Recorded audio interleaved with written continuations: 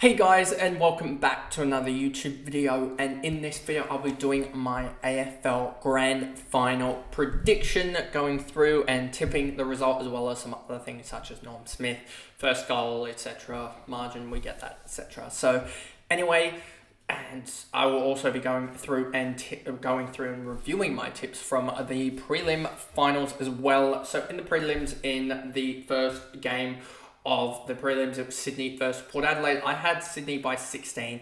They ended up winning by 36, so it was a huge margin in the end for the context of the game, especially because that margin was basically born off of the first three quarters, and after that, in the last quarter especially, the Swans just started to really take the I guess pace out of it. They really just slowed it down, started to kick side to side, just switching the ball and not really doing much with it, saving energy especially. And I mean, it doesn't really show much in the stats, but I think it really, as they had the same sort of marked as when they were going quickly, but I think it showed in just Port Adelaide stats, I think, dropping off a little bit more as well. I think it was more so just kick to kick at that point. Both teams knew the game was cooked. So yeah, Swans won by 36 and into the grand final without any major injury concerns. And then you have also the second prelim. I think it is. Is it prelim? Yeah, prelim. Geelong versus Brisbane, in which I tipped Geelong by 15. They actually lost by 10 in an absolute thriller. They lost in the last 2 minutes. I'm pretty sure they were up, I want to say, by what were they up by, 2 points or something like that, with a kick from, let me actually bring up the fixture on my screen here and bring up the goal that they kicked with about 3 to go. They kicked a goal through Ollie Henry with 23:28 on the clock, and then Archie kicked a goal a minute and a half later at 25:17, and then also Cam Rainey kicked a goal at 26:36. Sorry, that was with about, I think, a minute 57 on the clock by the time that happened, and then the Reece Stanley goal miss happened at 29:04 with about 30 seconds left on the clock. So even if Reece Stanley had kicked that goal, it would have been very, very interesting even throughout everything that happened. So I think this was an absolute gutbuster of a game, honestly, in general, the prelim.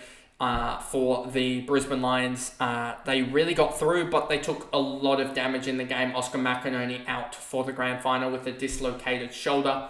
He absolutely fought on and gave them enough time in the end, as Joe Danaher got absolutely smashed in the ruck when he came up against Reece Stanley, which probably wasn't the best outlook, but yeah, he did. He struggled a lot, obviously, with it. I mean, he had 3 hitouts.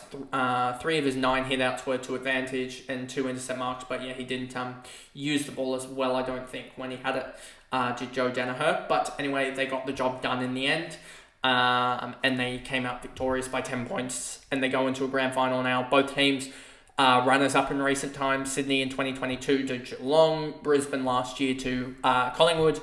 Are there going to be any woes there just because they are bad memories, etc.? We don't know how that's going to play out. I think also it being a interstate, I should say, grand final is probably going to make a little bit of a difference, I think, for both sides. It could actually help, given that they don't have to have a home crowd or even just a team that's played more games at the MCG just there. I think that definitely will help. And so, yeah, this game now comes down to what's going to happen in this game, honestly. It's a tough one to pick, honestly, in the end, because Sydney go in unchanged, obviously, with their lineup, and you'll see it on screen at the moment. Brisbane going in with one change in the likes of McInerney out, as we said, with that dislocated shoulder, and Darcy Fort coming into ruck. If you actually look at the 2 times that Brodie Grundy has gone up against Darcy Fort, I believe, when he was at Collingwood, and I think he's played him 3 times, and as a solo-ish ruck. And I think all 3 times, I think he's had majority hitouts. I think he even played Oscar McInerney and Darcy Fort as a rucking for Melbourne when Max Gawn went down injured early on in that game. He went on and rucked in that game against both Darcy Fort and also McInerney, and I'll bring up the stats for that game. 45 hitouts, 5 tackles, and 12 touches. for a 95 fantasy points, 74 Supercoach, but in the end, they ran out. It was actually a 11 point margin in round 2 of 2023. Brisbane getting over the top as that was one of their home games in which they just absolutely dominated in the end. And yeah, he came up against both McInerney and Fort, and he won the hitouts. He had 45, and McInerney and Fort had 42 between them. So I think that is also alongside the fact that he's played Darcy Fort a couple times when Darcy Fort, I believe, was at Geelong, and he was at the likes of Brodie Grundy. Was at the likes of Collingwood, where he was for quite a number of years. And if you look at all those matchups, I'm pretty sure you'll find that there's sort of a common, especially in the COVID times, he absolutely whacked Darcy Fort. So even though Darcy Fort, I expect to put up a good challenge, get 25 to 30 hitouts in the game, if it is a stoppage game, contested game, I expect Brodie Grundy to have 45 or so hitouts. Because you just look at it, Brodie Grundy in the COVID game against Geelong, he had Darcy Fort had 23 hitouts. Brodie Grundy had 46 hitouts. He had a 144 Supercoach game from a 119 fantasy points game, and I know that to a lot of people is not showing it, but I think that doesn't mean as much, but that really shows that he had a very influential game. I'm pretty sure he had something like 11 hitouts to advantage, and that's in a shortened game. That's in a 85% game time compared to the normal game. So he was probably on track for a 50 something hit out game. He also had 17 touches in that game, 5 marks, 3 tackles. So yeah, I really am intrigued to see how this ruck matchup works. And I know I've spent a lot of time on the ruck matchup, but I think that is that could be a big advantage for Sydney, given that McInerney I think he had something like 800 hitouts, and the next best was like 40 odd. So he was influential in that ruck matchup in general. Comparative to what Darcy Fort's probably going to be able to bring. I think if you look at the lines now, back onto the matchups here in the lineups, you look at the key forwards for Brisbane. You got Hipwood, Danaher, and that's pretty much it. And Logan Morris, he could start as sub, but I think he will start as sub. Looking at that lineup there, because I don't think they're going to start Ainsworth, Starcevic, given Starcevic has probably got the Papley matchup. Archie's not going to start a sub. Lohman's not going to start a sub. So you would expect Morris to start a sub. So Swans will probably have... That'll be probably good for the Swans, given that they can probably put a likes of a Dane Rampy maybe onto a Zach Bailey or something like that, or a Jasper Fletcher. I don't think they'll put him onto a Cam... Maybe they put him onto a Cam Rayner, but I don't think they will. Harry Cunningham will have Charlie Cameron. That's a pretty good matchup for the Swans if you look at recent records of that matchup. James Jordan, that's probably... now we move into the midfield for the Swans. James Jordan, I think he goes to Dane Zorko just to shut down that game, because I think if you look at you look at Brisbane and the way that they've been operating, I think they really do operate more so off the turnover and just control game. There's a lot about control and chaos, and I think trying to tag Zorko out of the game can really help with creating a chaos game. So yeah, I really think that that'll be the way that they go with that. Just looking at the way the team averages for score sources, you look at turnovers. Sydney are 56 points from turnover, Brisbane 52 across the year. If you look at stoppages, Sydney 37, Brisbane 36 effectively, so there's not much there. And then kick-ins, you'll see Brisbane 5.2 and Sydney 3.3. So I mean, there's a little gap there, but it sort of is negligible, I would say, almost in a sense. And then you look at score origins, and you look, Sydney are at 36.9 points in defensive half, Brisbane 35.7, forward half 48.2 for Sydney, 47 for Brisbane, and then you look at centre bounce 12 for Sydney, 10.6 for Brisbane. So you sort of see that there is a little bit of a gap there, and that's in the whole 2024. If I look at the last 5 matches for that, you'll see that I think it closes up relatively well. Kick-ins, Brisbane is still sort of... Where are Brisbane? Brisbane actually dropped to around about the same 2.8 from kick-ins. Stoppages, Sydney 37, Brisbane 34. Turnovers, this is score sources, sorry. Brisbane are 56.2, Sydney 58. So they're very, very close across the whole metrics, which sort of makes sense given the game styles that they play. They both play very uncontested, very just turn and go type of style.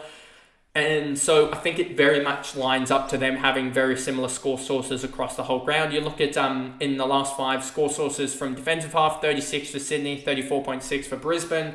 Forward half, 48.8 and 44.4 for Brisbane. Then centre bounce, 13.2 and 13.4. So they are just so utterly close in their metrics. Then, as you can see, they're very, very similar in what they do, and they score very, very similarly. Then we go to probably the differences, differential between team, what they score and what they also concede. And you see kick-ins doesn't really matter in the end. Sydney are 0, Brisbane are whatever they are. Brisbane are minus 0.7. Stoppages, Sydney are 9.4.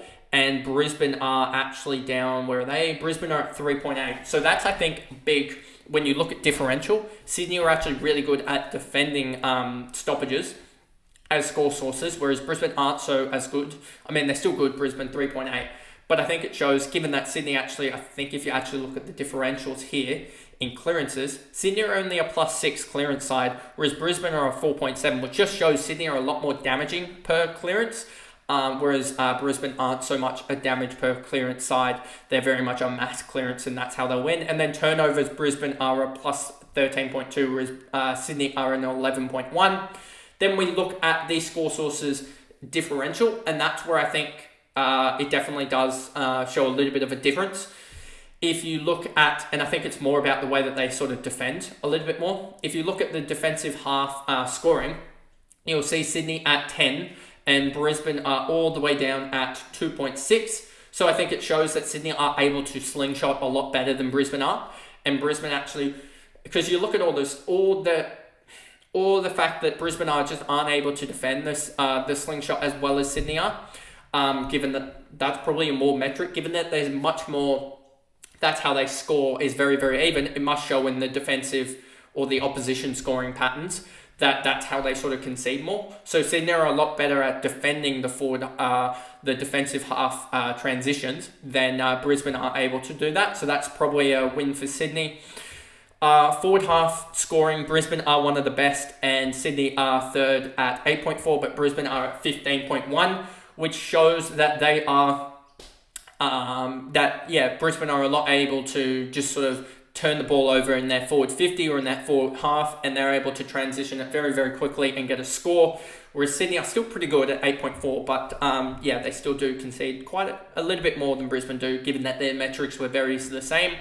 Then at centre bounce, you see Brisbane are actually a minus 1.5 at score origin at centre bounce, and that's with McInerney in the side. And that's why I was saying it is a lot about Brodie Grundy and how that Brodie Grundy-Darcy Fort matchup works, because if you think about it, they're probably Brisbane going to more so look at how did Brodie Grundy work and how is he going to tap it out there, because he's probably going to get more of the hit outs against the likes of Darcy Fort. Like, I wouldn't be surprised if we look at Brodie Grundy's hit outs, it's more around that 46 to 48% range, I'm pretty sure. Whereas if you look at him against Darcy Fort, it's probably going to be sitting more about that 55 to 60% range. So an extra 5 to 10%, which in the grand scheme of things, an 80 ruck contest, 90 ruck contest grand final, that's 8 to 9 more hit outs than he should against McInerney type, which is quite huge. And if he can turn, just thinking about that, if he can turn 25% of his hit outs to advantage, that's another 2, potentially even 3, if you get towards that 30% hit out to advantage rate, to actually getting to his midfielders.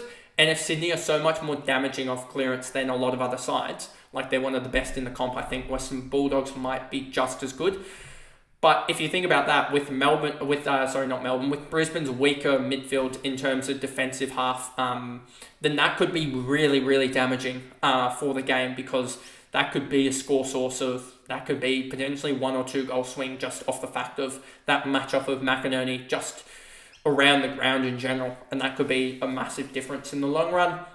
As Sydney are from centre bounce 2.2 points scored, whereas Brisbane are minus 1.5. And then there isn't really much else outside of that I think is really difference between the two sides in general. If you look at all these stats here, they're pretty much the same because they play a very similar brand of footy in the end. If you look at the hit-outs, the Swans have the best ruck duo as well in the comp, I would say, given that they have most hit-out differential outside of that. They have second most hit-outs to advantage outside from Port. And then, so they're just a lot better than, I think, Brisbane, who are negative hit-outs and negative hit-outs to advantage. So that ruck matchup already, I think, is starting to show that it could be a big differential in the comp, in the whole grand scheme of things. So then we go back to this and we go back to who's going to score first goal. Honestly, if you were betting first goal, you'd probably bet on a Brisbane guy, just given that Sydney do concede quite a few early goals. So if you're betting first goal, you'd probably go a Zach Bailey or something for first goal. So that's probably who I'm going to go for first goal in the end, just because I think that Sydney do like to concede in the first couple minutes. Jace Burgoyne, I think they've probably conceded 15 or 16 of the first 25 goals in games this year. So I think if you were to pick a guy to score first goal, you'd have to go Brisbane, and I'm going to go Zach Bailey for first goal. And then you go, who's going to win this game? And I think I have to go with Sydney in this game. It's hard to tip against them, especially with that swing of the Brodie Grundy against Darcy Fort rather than McInerney. I think that is an underrated big swing in the game of things. I know people are like, Darcy Fort, he'll put up a good contest, but he hasn't also played in a week, Darcy Fort. I don't think he has. And two, he's coming up against Brodie Grundy, whereas he was coming up against VFL Ruckman in the end in the VFL, which is a big difference compared to Brodie Grundy. I also think Brodie Grundy has the wood over him in the matchups in general, and I just think that Sydney have a better way to get to the core pieces of what Brisbane do, whereas I don't know if Brisbane have a way to necessarily stop Sydney's ball movement as much. So I'm going to go Sydney in this game, and I'm going to go Sydney by 13 points. And then Norm Smith, medalist, probably has to come from the Swans. You look for game changers. You look at probably the first four or so that you think about is probably Brodie Grundy, Isaac Heaney, Chad Warner, and Errol Goulden. You probably think of those four. But then looking at matchups, right, you got Zorko, Wilmot, Harris Andrews, Payne, Lester, McKenna, and also I would expect Starcevic down back, Ainsworth as well. So they come in with quite a few defenders. I don't think Tom Papley is going to have as much of an impact against Brisbane as he did against Port Adelaide and also GWS. You thought that he was going to be the one that got off the chain there. Luke Parker turns up in grand finals, but I think he's going to have a difficult-ish matchup. Errol's probably going to have Jared Berry running with him. Orly Forrent could do well, but if you think about it, it's probably going to come from those big guys, and I think that Chad Warner is going to be my pick for the Norm Smith in the end over Isaac Heaney, just solely because I think Isaac gets a little bit of attention from Dunkley, and I think Chad Warner can kick 2 or 3, as he's probably going to have. He's probably going to have Will Ashcroft as the matchup there, and they're both not as much defensively, and I don't know if Will Ashcroft can take the likes of Chad Warner when they push forward as much. I don't think that when in the back line, I don't think Will Ashcroft will do as well. So I think Warner for Norm Smith is probably going to be my pick there. And yeah, I just think this is going to be a really, really good grand final in the end, but I think Sydney get the chocolates there, they win, and that's the video there in general. So if you did enjoy this video with all of the extras on top of it, remember to like and subscribe, turn the notification bell on so you know when I upload, and I will see you guys on what Sunday, I guess, will be the next video in general, which will be back to the AFLW, and I'm hoping soon we can get it will have to be another sort of probably month away, but we'll see the BBL Supercoach start to pop up a little bit, and hopefully we can get stuck into that as well. So I'll see you guys in the next video. Bye guys.